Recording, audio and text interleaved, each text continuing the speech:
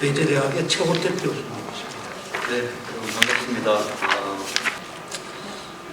우리의 지방자치가 왜 지금 이렇게 어려울까 따져보면 제일 중요한 것은 첫 단추를 잘못 끼운 측면이 있는 거죠. 매도에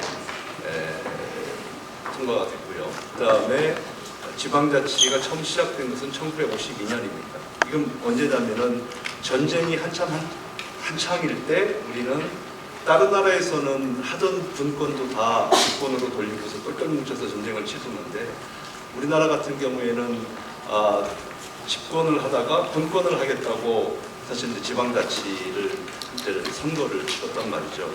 왜 그런가 하면은 이승만 대통령이 사실 이제 집권 연장을 위해서 지방의회를 이용한 측면이 있습니다. 그래서 그렇게 이제 처음에 잘못된 그런 시작이다 보니까 중앙 차원에서는 지방이라고 하는 것은 하나의 이제 이용거리, 꼭 필요할 때 동원되는 그냥 그 동원 부대 이 정도로 생각을 하지 하나의 객체로 인정하지 않는 그런 풍토가 지금 중앙에서는 잘 잡혀 있다. 그래서 아까 우리 국회의원들도 그래서 이제 그런 행태들이 좀 나타나는 것이 아닌가 하는 생각을 하고 있습니다. 그 다음에 이제 우리가 1991년 그 60민주항쟁에 의해서 6.25 선언 내용에 이제 지방자치 부활이 있었고 그렇게 해서 도입이 됐는데 사실 도입되는 과정 속에서 준비가 탄탄하지 못했습니다.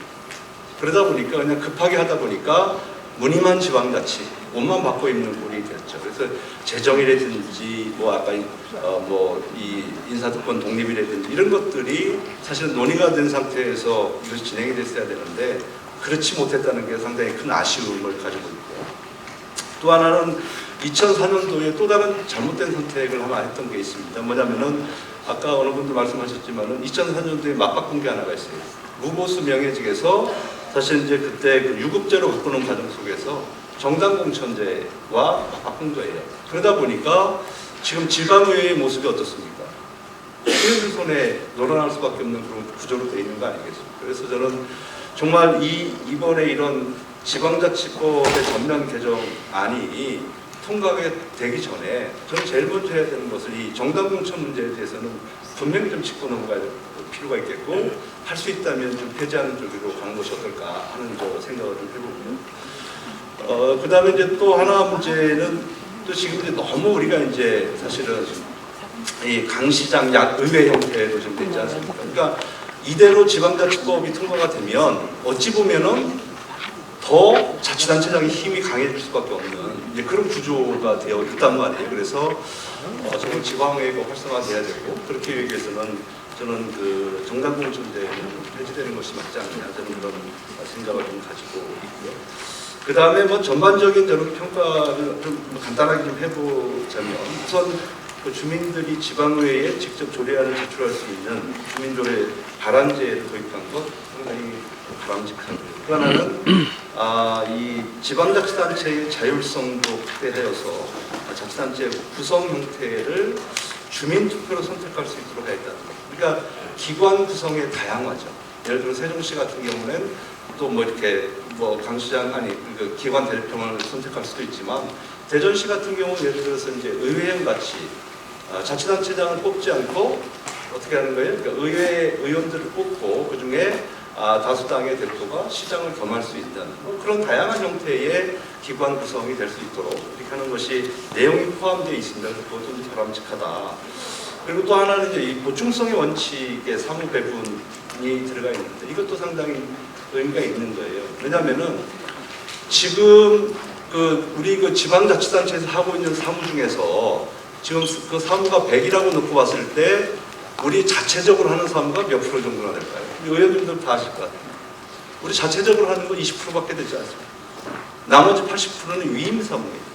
어차피 중앙에서 오든지 광역에서 오든지 사실은 위임 사무를 하는 건데 그 얘기는 무슨 얘기냐면 돈만 있으면 기초에서도 그걸 할 수 있다는 거예요. 하고 있으니까 지금. 그래서 지방에서 할 수 있는 것은 지방에서 하고 기초가 못하면 광역이 하고 광역이 못하면 국가가 하는 거죠.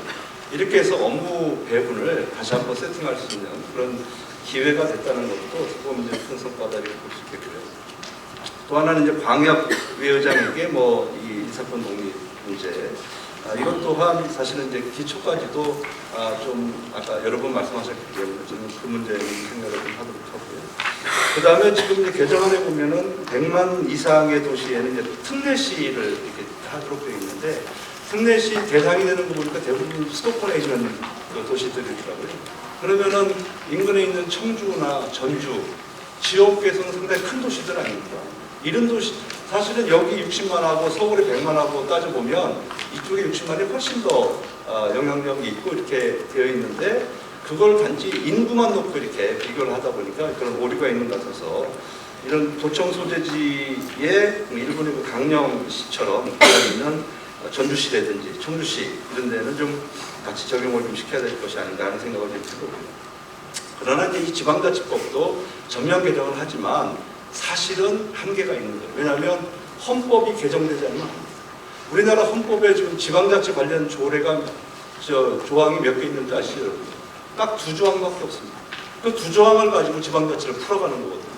이건 어불성설이에요. 그러다 보니까 중앙에서는 굉장히 꼼짝 말아요. 왜냐하면 중앙에서는 법 가지고 이제 가지고 놀기 때문에 그래서 저는 헌법 개정은 반드시 필요하고 그 타이밍이 내년에 사실 총선이 될 수 있어요. 그래서 지금부터라도 지방의회에서는 강력하게 이 헌법 개정을 그러니까 이 지방자치법 전면 개정이 중요한 게 아니라 근본적으로는 헌법이 개정되지 않으면 이거 전면 개정돼도 중앙에서 돈 다 가지고 있는데 어떻게 이게 해결이 되겠습니까? 실행이 안 되는 거예요. 그래서 그 문제는 지속적으로 좀 논의를 해줘라 하는 말씀 좀 드리겠고요.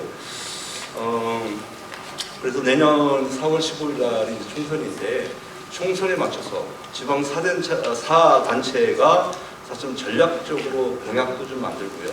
그래서 국회의원들을 좀 압박하는 그런 노력들도 좀 하면 정말 우리가 원하는 헌법 개정 그리고 지방자치법 전면 개정이 반드시 이루어질 것이다 저는 그렇게 보고 있습니다. 이상입니다.